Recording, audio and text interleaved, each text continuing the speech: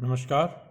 आज मैं आपको व्हीकल इंस्पेक्शन यूनिट जुलजुली के कार्य किस प्रकार से होते हैं, किस प्रकार से वाहन का फिटनेस इंस्पेक्शन होता है, उसके बारे में मैं कुछ आपको वीडियो के माध्यम से बताना चाहूँगा।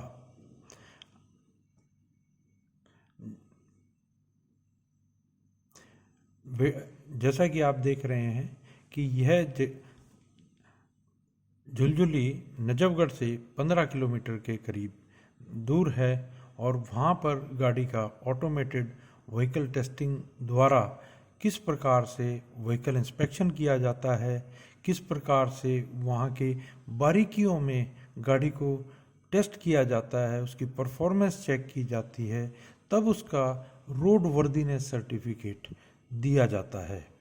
तो जैसे पहले हम आपको बताना चाहेंगे कि इस प्रक्रिया में 4 प्रकार से स्टेजेस हैं। तो उन स्टेजेस में किस प्रकार से काम होता है वह मैं आपको बताना चाहूँगा। जैसा कि अभी दिखाया कि पहले गाड़ियों के डॉक्यूमेंट्स के साथ जांच होती है, फिर उसके बाद में उसका बार कोड से उसको डॉक्यूमेंट्स को वेरीफाई किया जाता है और फिर उसके बाद में उसका डॉक्यूमेंट्स जब चेक लिस्ट में देखने के बाद में तब उसको बताया जाता है कि किस प्रकार से उसके डॉक्यूमेंट्स पूरे हैं।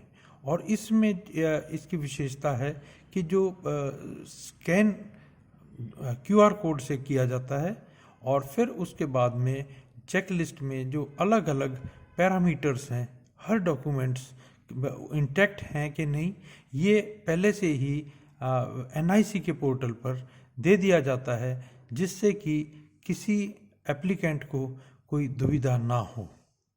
फिर उसके बाद में जब ये प्रक्रिया पूरी हो जाती है तो उसमें फिटनेस का एक टोकन इशू कर दिया जाता है और फिर उसमें गाड़ी पहुंचती है फिटनेस सेंटर पर।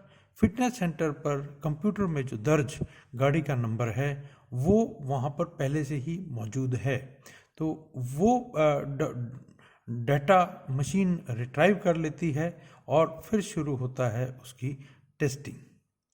तो सबसे पहले हम जैसे टेस्टिंग शुरू करते हैं तो पहले पोल्यूशन का टेस्ट होता है। पोल्यूशन का टेस्ट उसी प्रकार से होता है जैसा कि और जगह पे होते हैं बाहर। फिर इसके बाद में साइड स्लिप टेस्ट होता है, व्हील अलाइनमेंट टेस्ट। ये जो एक प्लेट आप देख रहे हैं, यह प्लेट मात्र 3 से 4 सेकंड में आपको गाड़ी की जो व्हील अलाइनमेंट है वो बताती है। यानी कि ये प्लेट में जितना भी डिफ्लेक्शन होगा वो आपको कंप्यूटर द्वारा उसमें रिकॉर्ड हो जाता है और वो डेटाबेस में आ जाता है कि कितनी गाड़ी का उसकी व्हील अलाइनमेंट में किसी प्रकार की कितनी दिक्कत है। और ये अगर हम कार्य बाहर करते हैं तो फिर उसमें आधे से 1 घंटा तक लग सकता है।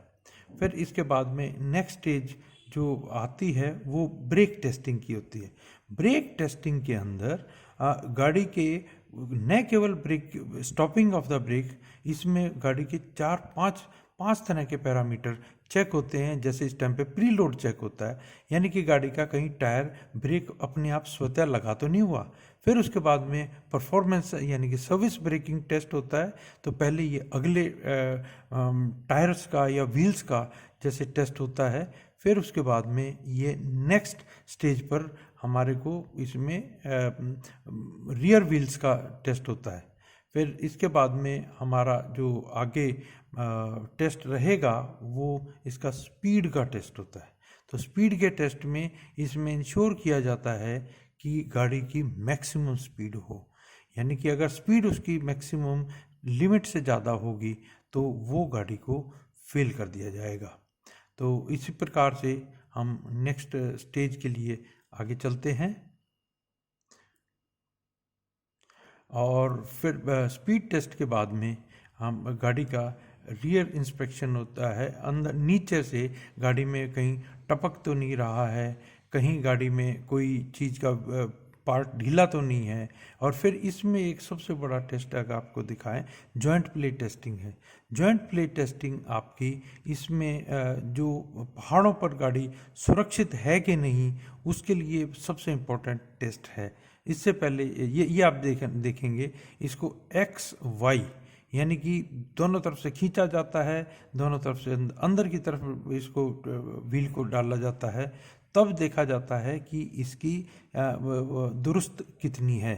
और यह टेस्ट पहाड़ों पर या ओवरलोडिंग पे या गाड़ी अधिक अगर उस पर लोड है तो ये अगर सेफ़ है तो गाड़ी वाकई सेफ़ मानी जाएगी।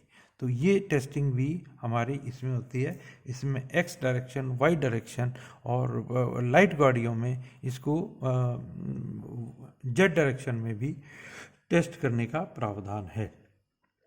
और इसके बाद में जब ये टेस्ट हो जाता है तो इसके बाद में आता है हेडलाइट टेस्ट, यानी कि हेडलाइट टेस्ट में गाड़ी की हेडलैम्प पूरा है कि नहीं। फिर बाद में जब टेस्ट ये पूरा हो जाता है, रिपोर्ट निकल जाती है। रिपोर्ट निकलने के बाद में गाड़ी का फिज़िकल टेस्ट होता है। तो फिज़िकल टेस्ट में आपको जैसे दिखाया जा रहा है कि टायरों को, कि टायर कितने उसमें उसकी ग्रिप ठीक है कि नहीं, और उसके अंदर अगर घिसे हुए हैं, आप देख सकते हैं कि जो इसके लग्स हैं वो काफ़ी वीक हो चुके हैं, तो ये गाड़ी फिटनेस के लिए उपयुक्त नहीं है। यानी तो इस प्रकार की जांच इसमें की जाती है।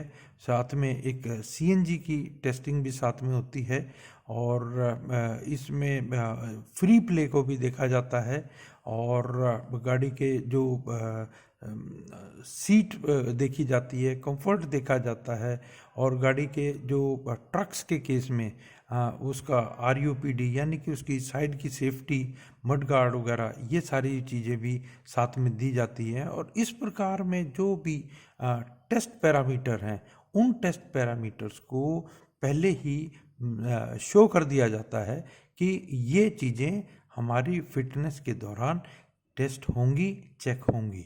तो वो वाले टेस्ट हमारे इसके अंदर ही इंक्लूड होते हैं।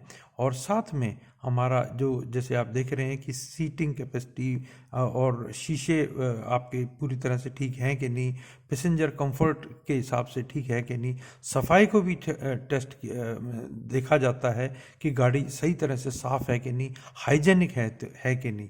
और इसके साथ में फ्लोर को भी देखा जाता है। कई बसों में फ्लोर टूटे होते हैं, तो उस चीज़ की भी जांच इसी दौरान कर दी जाती है। और डैशबोर्ड की जो लाइटें हैं, डैशबोर्ड के जो सिस्टम हैं, तो वो वाली टेस्टिंग भी साथ के साथ इसमें करा दी जाती है।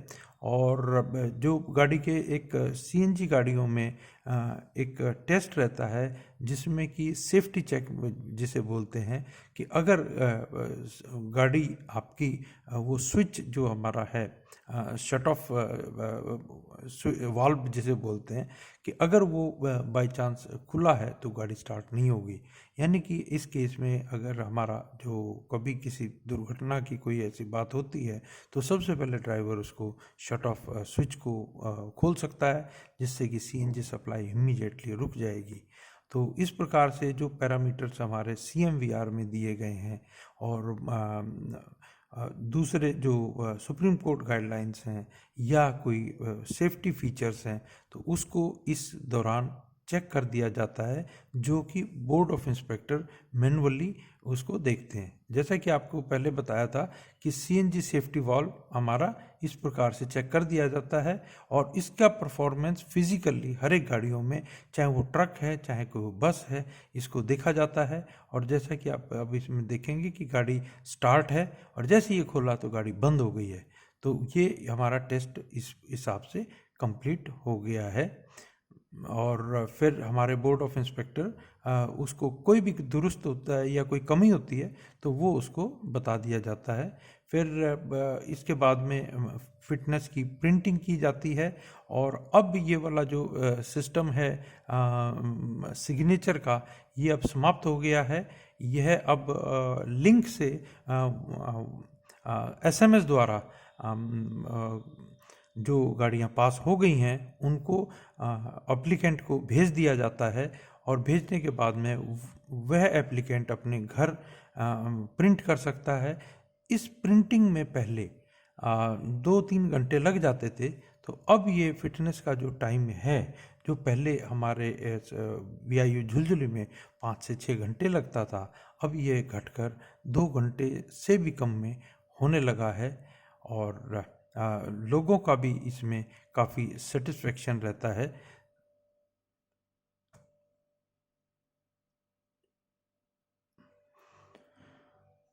धन्यवाद।